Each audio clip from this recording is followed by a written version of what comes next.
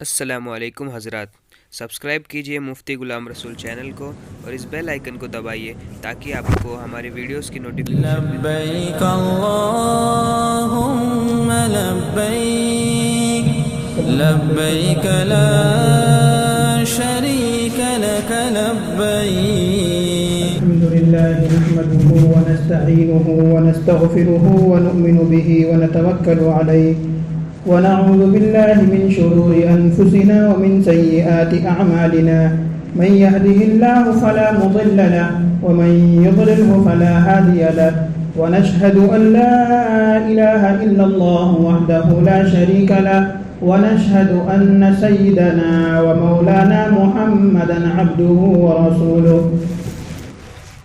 قال الله تعالى في القرآن المجيد: وإذ قال إبراهيم رب اجعل هذا بلدا آمنا. وقال في موضع آخر: ولله على الناس حج البيت من استطاع إليه سبيلا. وقال النبي صلى الله عليه وسلم: الحج المبرور ليس له الجزاء إلا الجنة، أو كما قال عليه الصلاة والسلام.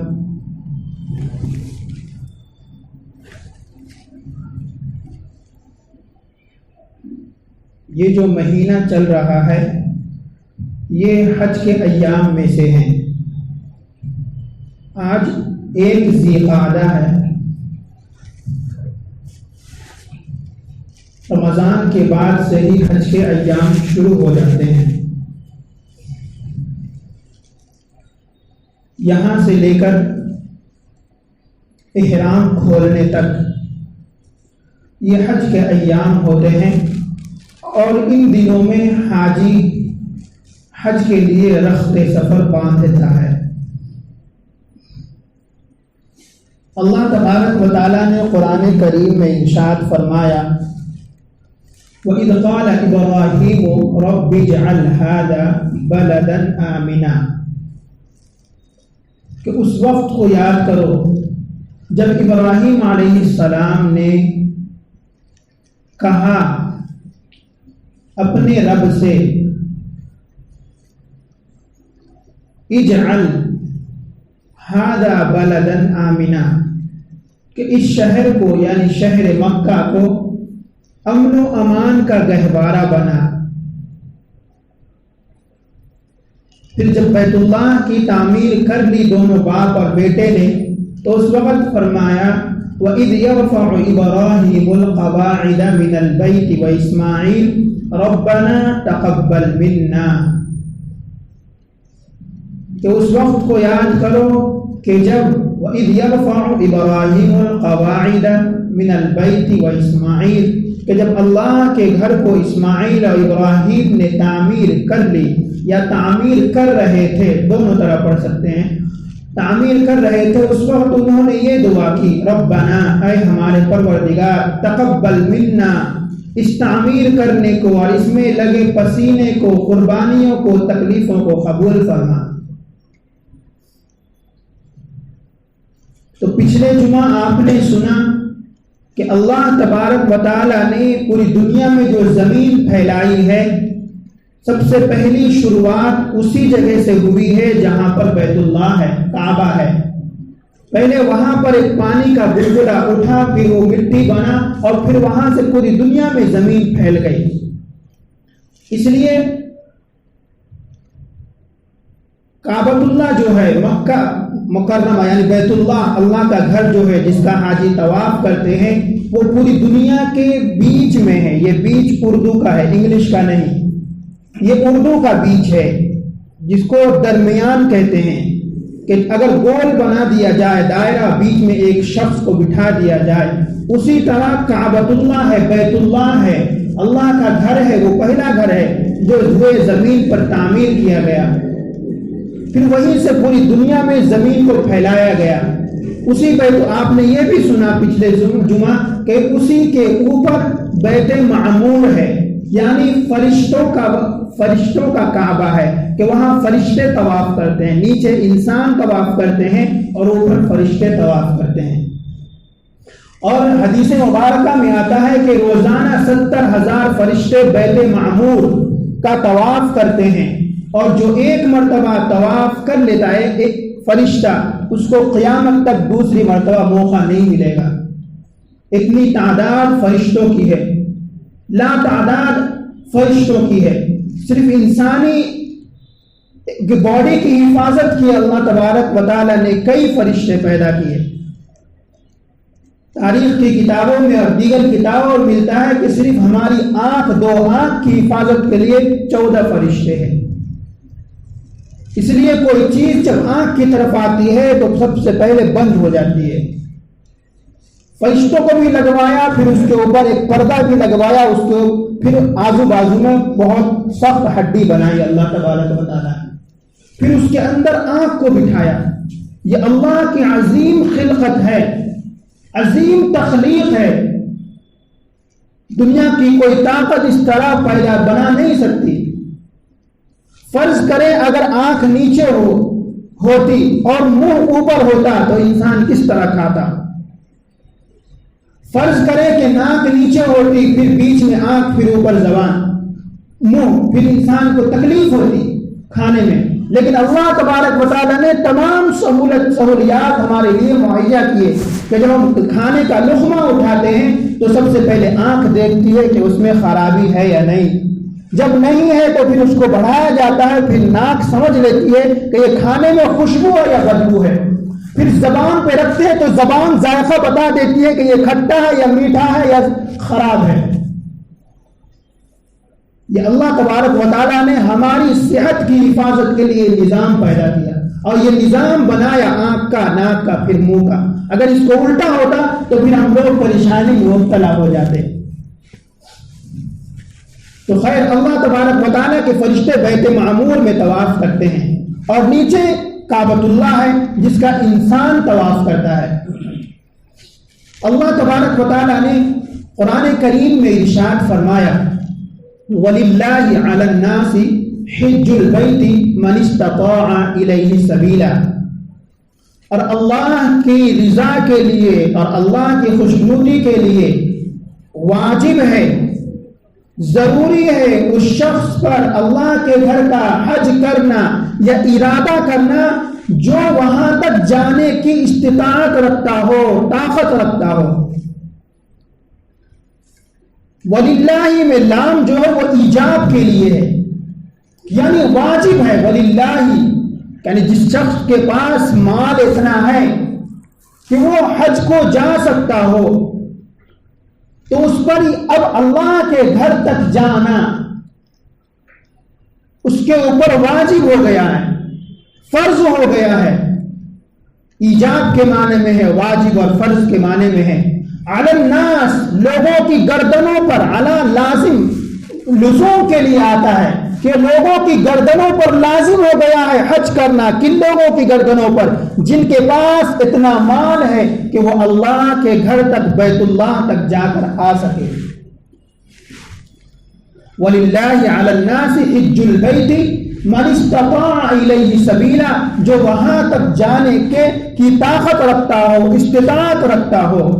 وَمَنْ كَفَرَ، چوتھی بات یہاں یہ بیان فرمائیں، جو منکر ہو، جس کے پاس مال ہو، اسباب ہو کہ وہاں تک جا سکتا ہے تو اللہ کو کوئی پرواہ نہیں، وہ نہ جائے اس کا خسارہ ہے، اللہ کو کوئی نقصان پہنچنے والا نہیں ہے۔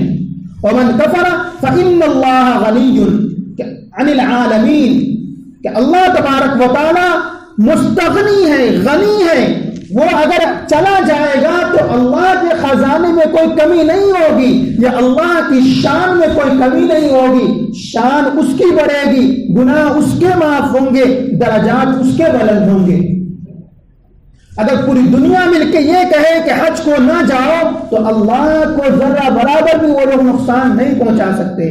اللہ تبارک و تعالی مستغنی ہے، بے نیاز ہے۔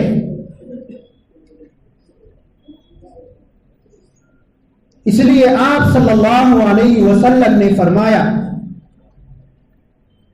حضرت عبداللہ بن عمر رضی اللہ عنہ روایت کرتے ہیں کہ آپ صلی اللہ علیہ وسلم نے ارشاد فرمایا، من ملک زادا راحلتا کہ جس شخص کے پاس جو شخص مالک ہو اس بات کا، یا جس شخص کے پاس اتنا توشہ یعنی کھانے پینے کا سامان یا مال و زر، اور اس کے پاس سواری کے اسباب مہیا ہو، تو جس کے پاس یہ دونوں چیزیں ہوں ولم یحج، پھر بھی وہ حج نہ کرے، فلا علیہ ان یموت یہودیا او نصرانیا، اللہ کو کوئی پرواہ نہیں ہے کہ یہ یہودی بن کر مرے یا نصرانی بن کر مرے، کرسچن بن کر مرے۔ اور ایک جگہ آپ صلی اللہ علیہ، اس لیے کہ وہیں پر ہے وَذَلِكَ أَنَّ اللَّهَ يَقُولُ وَلِلَّهِ عَلَى النَّاسِ حِجُّ الْبَيْتِ مَنِ اسْتَطَاعَ إِلَيْهِ سَبِيلًا، اور یہ بات آپ صلی اللہ علیہ وسلم کہتے ہوئے اس آیت کی تلاوت کی کہ اللہ کے گھر کی طرف کا قصد کرنا ہے، بیت اللہ کا قصد کرنا ہے اس شخص کے لیے جو وہاں تک جانے کی استطاعت رکھتا ہو، وہاں تک جانے کے لیے وہ رقم رکھتا ہو، پیسے رکھتا ہو، اس کو وہاں تک جانا چاہیے، جانا ضروری ہے، فرض ہے۔ پچھلے جمعہ آپ نے جو حج کے اوپر بیان سنا اس میں خوشخبریاں تھیں کہ حج کرنے سے کیا ملتا ہے۔ ایک تو یہ ہے کہ آپ صلی اللہ علیہ وسلم نے ارشاد فرمایا کہ جب حاجی حج کے لیے جاتا ہے پھر جو وہ واپس آتا ہے تو اس طرح ہوتا ہے کَيَوْمٍ وَلَدَتْهُ أُمُّهُ، کہ اس کی ماں نے گویا کہ اسی دن اس کو جنا ہے۔ جس طرح ایک بچہ دنیا میں آتا ہے اس پر کوئی گناہ نہیں ہوتا، اسی طرح وہ آدمی جب حج کر کے آتا ہے تو اس پر کوئی گناہ نہیں ہوتا۔ اس لیے کہ آپ صلی اللہ علیہ وسلم نے ارشاد فرمایا الحج المبرور لیس له الجزاء الا الجنہ، کہ مقبول حج مبرور، مقبول حج وہ ہے کہ اس کا کوئی بدلہ نہیں ہے جنت کے سوا، اس کا بدلہ صرف جنت ہی ہے۔ جیسے کہ روزے کے بارے میں آپ صلی اللہ علیہ وسلم نے فرمایا کہ انا اجزا بی، الصوم لی وانا اجزا بی، کہ روزہ میرے لیے، میں اس کا بدلہ ہوں۔ یہاں پر حج کے بارے میں فرمایا کہ الحج المبرور لیس له الجزاء الا الجنہ، کہ حج مقبول، حج مبرور، اس کا کوئی بدلہ نہیں ہے جنت کے سوا، کہ اس کا بدلہ صرف جنت ہی ہے، کہ جو حج مبرور کر لیا، حج مقبول کر لیا، وہ جنت میں ڈائریکٹ جائے گا۔ لیکن حج مبرور بھی حج مبرور ہونا چاہیے، مکمل رعایت کے ساتھ۔ پچھلے جمعہ آپ نے سنا فلا رفث ولا فسوق ولا جدال فی الحج، کہ یہ کام حج میں نہیں ہونا چاہیے۔ مقام ابراہیم پر ہے، اور اسی طرح یہ حجر اسود کے پاس ہے، اور اسی طرح کعبۃ اللہ کی دیوار کو پکڑنے کے لیے اور پردے سے چمٹنے کے لیے اس طرح دھکم پیل کرتے ہیں وہاں پر، کہ وہاں پر جو حقوق العباد ہے اس میں کوتاہی ہو جاتی ہے، کہ بندوں کا حق ہے جو کہ بندوں کو کسی سے ہم کو تکلیف نہیں ہونا۔ بھائی اگر حجر اسود تک ہم نہیں جا سکے دور سے ہی استلام کر لینا ہے، یہی آپ کے لیے کافی ہے، لیکن دھکے مار کر، یہ تو اسلام آپ کو یہ کہتا ہے کہ آپ اب پچھلی صف میں ہیں تو پھلان کر آگے نہیں آ سکتے، اور وہاں بیت اللہ میں ہیں آپ، جہاں پر سب سے زیادہ اللہ کی رحمتیں برس رہی ہیں، برکتیں برس رہی ہیں، جہاں پر آپ کے گناہ مٹ رہے ہیں اور آپ کے درجات بلند ہو رہے ہیں، وہاں پر آپ ایک دوسرے کو دھکم پیل کر رہے ہیں اور دھکا دے رہے ہیں اس کو چھونے کے لیے۔ حضور صلی اللہ علیہ وسلم نے منع فرمایا، اور صحابہ کرام بھی اس پر عمل کرتے تھے۔ پھر آپ صلی اللہ علیہ وسلم نے فرمایا کہ جو کوئی حج کو جاتا ہے تو اس کا ایک قدم، اس کی سواری کا ایک قدم آگے بڑھانا اس کے لیے ایک نیکی لکھی جاتی ہے۔ اور ایک جگہ آپ صلی اللہ علیہ وسلم نے حضرت عبداللہ بن عباس رضی اللہ تعالیٰ عنہ سے مروی ہے کہ آپ صلی اللہ علیہ وسلم نے فرمایا کہ حج میں ایک قدم چلنا، 1,00,000 नेकी के बराबर है, और 1 रुपए खर्च करना 1 करोड़ रुपए खर्च करने के बराबर है। इसलिए कुरान करीम में इरशाद फरमाया अल्लाह तबारक व तआला ने, वतुज़व्विदू फ़इन्न खैर ज़ादि तक़वा, कि जब तुम हज के लिए जाओ तो मुकम्मल इंतजाम और इंसिराम के साथ जाओ। ऐसा ना हो कि वहां भीख मांगने लगो, वहां पर हाथ फैलाना पड़े। पहले ही होता था हज शुरू इस्लाम में कि लोग खुद को आजिज़ी और इंकिसारी बतलाने के लिए तो वो यूं कहते थे कि अगर हम यहां से भूखे कुछ नहीं लेकर जाएंगे, खाली हाथ जाएंगे, तो अल्लाह तबारक व तआला पूरी दुनिया को खिला रहा है कि अपने खास बंदों को नहीं खिलाएगा। इसलिए वो लोग ज्यादा राहिला नहीं लेते थे, यानी रास्ते का तोशा, रुपए पैसे या जो भी इंतजाम हो, सहूलियात हो, वो नहीं लेते थे। वो सीधा निकल पड़ते थे और फिर उनको हाजत पड़ती थी भीख मांगने की। तो आप सल्लल्लाहु अलैहि वसल्लम ने मना फरमाया, और अल्लाह तबारक व तआला ने बल्कि मना फरमाया, और वो तुज़व्विदू फ़इन्न खैर ज़ादि तक़वा।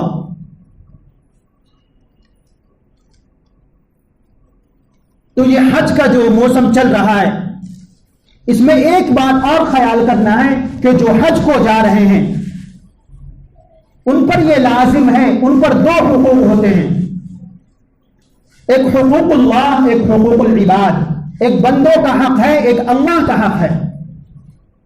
अल्लाह का हक क्या है? नमाज, रोजा, ज़कात, ये सब अल्लाह के हुकूक है। अगर इसमें कोताही हो तो वहां जाएंगे आप तो अल्लाह माफ कर देंगे।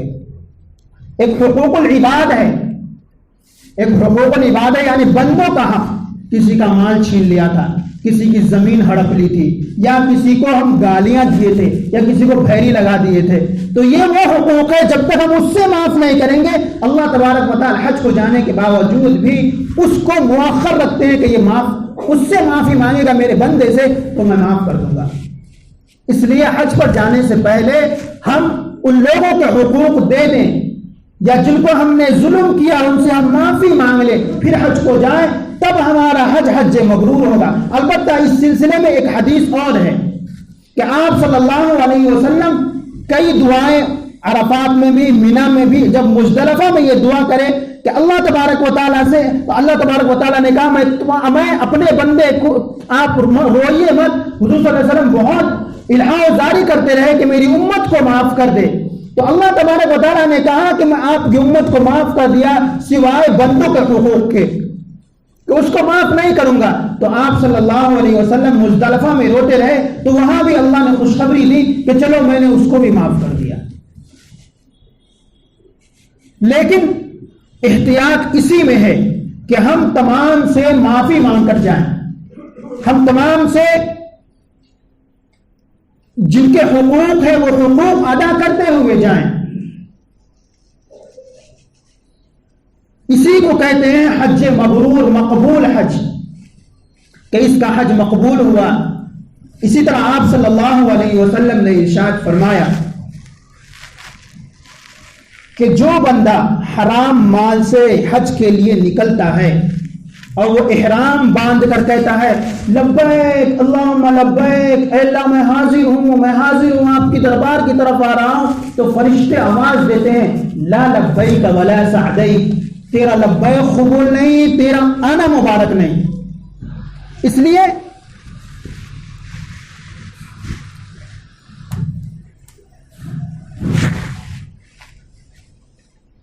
फरिश्ता कहता है कि ला लब्बैक वला सअदैक, तेरा आना नामुबारक हो, तेरा आना कबूल नहीं अल्लाह को। इसलिए कि फ़इन्नहु, कि जिस माल से तू आया है वो माल तेरा हराम के जरिए तू कमाया है। इसलिए हमें हज पर जाने से पहले अपने माल को देखना चाहिए कि हम जिस माल से अल्लाह के घर की तरफ जा रहे हैं कहीं उसमें 1 रुपए भी सूद का तो नहीं है, कहीं वो माल हराम माल तो नहीं है, कहीं वो माल छीना हुआ माल नहीं है। और हज मबरूर की अलामत यह है कि बंदा हज करने के बाद फिर उससे बड़ा गुनाह ना हो। اگر آدمی نماز چھوڑ رہا حج کو جانے کے بعد سمجھو اس کا حج قبول نہیں ہوا، اس کے اوپر سے فرض ساقط ہو گیا، یعنی کہ اس کے پاس مال تھا، جانا فرض تھا، وہ فرض ساقط ہو گیا، لیکن جو قبول ہونا تھا اللہ کی دربار میں، اللہ مقبول کرنا تھا، وہ اگر حج کو گیا اور عمرے کو گیا اور آنے کے بعد وہ 5 وقتہ نماز نہیں پڑھ رہا ہے اور بالکل وہی زندگی گزار رہا ہے جو حج کو جانے سے پہلے تھا، تو سمجھ لیجئے، آپ کہہ دیجئے کہ تمہارا حج مقبول نہیں تھا۔ ضرور تم نے وہاں کوتاہی کی تھی حج کے درمیان میں کہ تمہیں کچھ معلوم نہیں تھا کہ کہاں پہ کیا پڑھنا ہے، کہاں پہ کیا کرنا ہے، کچھ معلوم نہیں تھا، چلے گئے اور آ گئے، منڈی اٹھا کے چلے گئے، منڈی اٹھا کے آ گئے، تو آپ کا حج مبرور نہیں ہوا، مقبول نہیں ہوا اللہ کے نزدیک۔ کیوں؟ آپ نے اس کے حقوق ادا نہیں کیے، آپ نے لوگوں سے معافی مانگ کے نہیں گئے، آپ نے لوگوں کے جو مال ہڑپے تھے وہ دے کے نہیں گئے، تو کیسے حج مبرور ہوگا، کیسے حج مقبول ہوگا؟ اس لیے فرشتہ کہتا ہے لا لبیک ولا سعدیک، یہ بار بار آواز لگاتا ہے اللہ لبیک اللہم لبیک لبیک اللہم اللہ، اور اللہ کے فرشتے کہتے ہیں لا لبیک ولا سعدیک لا لبیک ولا سعدیک، تیرا آنا نہ مبارک ہو، تیرا آنا نہ مبارک ہو، تیرا آنا نہ مبارک ہو، تیرا حج قبول نہیں، اس لیے کہ تیرا مال حرام ہے، تو نے حقوق لوٹ کے آ رہا ہے تو۔ اور جب کوئی حلال مال سے، اپنی گاڑی کمائی سے، خون پسینے کی کمائی سے حج کے لیے جاتا ہے اور وہ ایک مرتبہ کہتا ہے لبیک اللہم لبیک، تو فرشتے کہتے ہیں تیرا آنا مبارک ہو اور تیرا لبیک مبارک ہو۔ اس لیے حضرت زین العابدین رضی اللہ تعالی عنہ حضرت حسین کی اولاد میں سے ہیں، وہ احرام باندھتے، احرام باندھنے کے بعد جب پہلی مرتبہ لبیک اللہم لبیک کہتے تو ان کی چیخیں نکل جاتی اور چہرہ زرد پڑ جاتا اور بے ہوش ہو جاتے کہ کہیں اوپر سے آواز نہ آئے کہ لا لبیک ولا سعدیک، تیری حاضری مقبول نہیں، تیرا آنا نہ مبارک ہو۔ ہمارے اکابر و اسلاف میں یہ تھا کہ وہ ڈرتے تھے کہ کہیں ایسا نہ ہو کہ کروڑوں روپے، لاکھوں روپے ہمارے یوں ہی برباد نہ ہو جائے۔ اس لیے پچھلے جمعے میں آپ نے سنا کہ حج کو جانے میں ایک زمانہ ایسا آئے گا کہ لوگ حج کریں گے، ہمارے حضور صلی اللہ علیہ وسلم نے فرمایا میری امت کا مالدار طبقہ حج اس لیے کرے گا کہ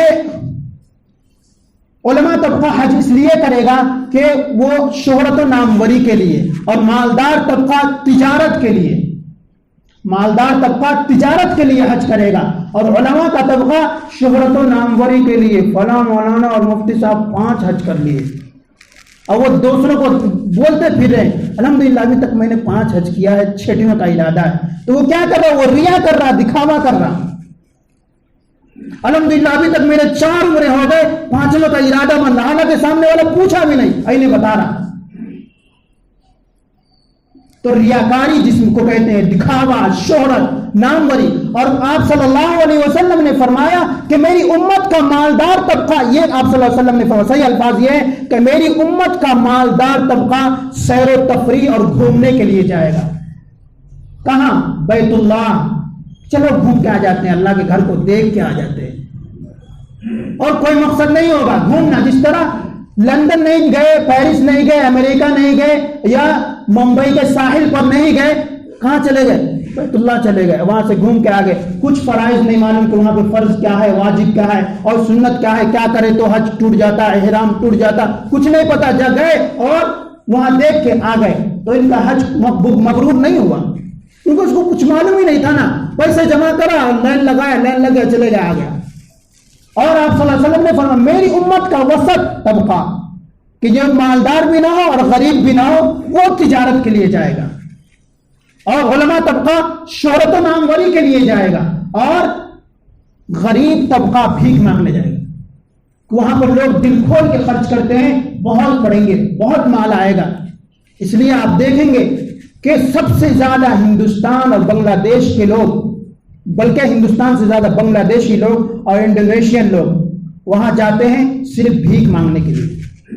وہاں کی حکومت پریشان ہے، ان کو پکڑ پکڑ کے رکھتی ہے، بھیجتی ہے، پھر یہ لوگ پتہ نہیں کیسے پہنچ جاتے ہیں۔ تو یا تو پورے سال وہاں کام کرتے ہیں اور حج کے موقع پر حج کے ارادے سے چلے جاتے ہیں، اور خوب بھیک مانگتے ہیں، اور سالوں سال کی کمائی ہو جاتی ہے ان کی۔ اور کوئی مقصد نہیں ہوگا گھومنا، جس طرح لندن نہیں گئے، پیرس نہیں گئے، یا ممبئی کے ساحل پر نہیں گئے، کہاں چلے گئے؟ بیت اللہ چلے گئے، اور وہاں سے گھوم کے آگے، کچھ فرائض نہیں معلوم کہ وہاں پہ فرض کیا ہے، واجب کیا ہے اور سنت کیا ہے، کیا کرے تو حج ٹوٹ جاتا، احرام ٹوٹ جاتا، کچھ نہیں پتا، جا گئے اور تو یہ حج مقبول نہیں ہے، حج مبرور نہیں ہے۔ ہمیں حج کو جانے سے پہلے تمام اس کے آداب اور تمام اس کی رعایتیں اور مستحبات اور سنن کو ہمیں پرکھ کر جانا ہوگا، معلوم کر کے جانا چاہیے۔ بغیر معلوم کیے آپ چلے گئے تو پھر کہیں پر کوئی کوتاہی ہو گئی تو کون بتائے گا؟ وقت ہو گیا ہے۔ آپ صلی اللہ علیہ وسلم نے یہ بھی فرمایا، اگلے جمعہ بھی انشاءاللہ اسی پر اگلے جمعہ بھی حج پر ہی بیان ہوگا، اگر حالات حاضرہ پہ کوئی ٹاپک نہیں آئی تو۔ ایسے بھی حالات حاضرہ پہ ٹاپک تھی لیکن اس کو میں نے مؤخر کر دیا۔ ایک صاحب نے کہا کہ ایک فتنہ ہے جو شکیل بن حنیف کا ہے، اس کے شکنجے میں اب تک 10,000 نوجوان لڑکے جا چکے ہیں، اس نے مہدی ہونے کا اعلان کیا ہے۔ بھائی تم مہدی ہے تو چھپا کیوں پھر رہا؟ اگر تم مہدی ہے تو چھپا کیوں پھر رہا؟ پہلے تو یہ ہے کہ بھائی مہدی مکے سے ظہور ہوگا ان کا، وہ آپ صلی اللہ علیہ وسلم نے فرمایا کہ ان کا نام میرے ہم نام ہوگا، ان کے والد کا نام میرے والد کا نام ہوگا، میرے والد کی طرح نام ہوگا، اور ایک روایت میں کہ اس کی ماں اس کی والدہ کا نام بھی آمنہ ہوگا، اور ایک روایت میں کہ حضرت حسین کے اولاد میں سے ہوں گے۔ تو بھائی تو ہندوستان میں پیدا ہوا، تیرے باپ کا نام شکیل ہے اور تو خان یعنی پٹھان خاندان سے، پھر کیوں اس طرح نوجوان خصوصاً اسکول کالجز کے جو طلبہ ہے اس کے شکنجے میں جا چکے ہیں؟ تو اس ٹاپک پہ انشاءاللہ یہ بقرعید کے بعد ہی ہم بیان کریں گے۔ بھائی کوئی مہدی ابھی تک نہیں آیا ہے، جو بھی دعویٰ کر رہا ہے جھوٹا کر رہا ہے۔ ابھی ایران کے اندر 10,000 لوگ مہدی ہونے کا دعویٰ کیے اور ہر ایک کے فالوورز 10,000 ہیں، اس سے زیادہ ہے۔ سب کو ایران حکومت کہاں کر رہی؟ جیل میں ڈال رہی۔ ابھی ہندوستان میں بھی اب تک 2 3 4 امام مہدی ہونے کا لوگ دعویٰ کر چکے ہیں اور اس کے بھی فالوورز ہیں۔ تو بھائی گمراہی کی طرف مت جاؤ، ابھی آپ کے سامنے علماء موجود ہیں، ان سے پوچھو کبھی علامت صغرا باقی ہے، علامت کبرا کیسے ہو گیا؟ قیامت کی 2 علامتیں، ایک چھوٹی چھوٹی علامت ہے، ایک بڑی بڑی علامت ہے۔ ابھی چھوٹی چھوٹی علامتیں پوری نہیں ہوئی ہے تو بڑی علامتیں کیسے پوری ہوں گی؟ سمجھنے کی بات ہے۔ اور نوجوانوں کو جہاں پہ دیکھیں ان کی کچھ نشانیاں بھی ہیں کہ وہ لوگ کس طرح آتے ہیں اور نماز پڑھتے ہیں، ان کی کچھ نشانیاں بھی ہیں۔ اگر آپ ان سے اس ٹاپک پہ بات کریں تو آپ کو گھما دیں گے دوسری طرف، نہیں آپ دوسرے ٹاپک پہ جمعہ بیان کرو۔ یہاں بھی کچھ لوگ رمضان میں دکھے لیکن میں نے ٹچ نہیں کیا۔ اللہ تبارک و تعالیٰ اس فتنے سے امت مسلمہ کی حفاظت فرمائے، اور اللہ تبارک و تعالیٰ اور آپ صلی اللہ آخری حدیث بیان کر دینا، آپ صلی اللہ علیہ وسلم نے فرمایا جب حاجی حج کو جا کر آئے تو اس کے گھر میں داخل ہونے سے پہلے اس سے مصافحہ کرو اور اس سے معانقہ کرو، اس لیے کہ وہ بے گناہ ہو کر آیا ہے، اور اس سے اپنی مغفرت کی درخواست کرو۔ اور ایک جناب صلی اللہ علیہ وسلم نے فرمایا ایک حاجی کی دعا 400 گھرانے میں قبول مقبول ہے، یعنی 400 گھرانے کے لیے اگر وہ دعا کرتا ہے یعنی مغفرت کی تو اللہ تبارک و تعالیٰ معاف کر دیتے ہیں۔ اور حضرت عباس رضی اللہ تعالیٰ عنہ کہتے ہیں، یہ غالباً دوسرے صحابی ہیں، وہ کہتے ہیں کہ حاجی کی دعا 11 ربیع الاول تک قبول ہوتی ہے۔ تو ان میں اگر حاجی آ جائے تو ان کے گھر میں داخل ہونے سے پہلے ہم ان سے ملے، مصافحہ کریں، معانقہ کریں کہ اس کا سینہ پاک صاف ہے، ہمارا سینہ بھی پاک صاف ہو جائے، اور ان سے دعا کی درخواست کریں۔ اللہ تبارک و تعالی ہمارے حج اور عمرے کو قبول فرمائے۔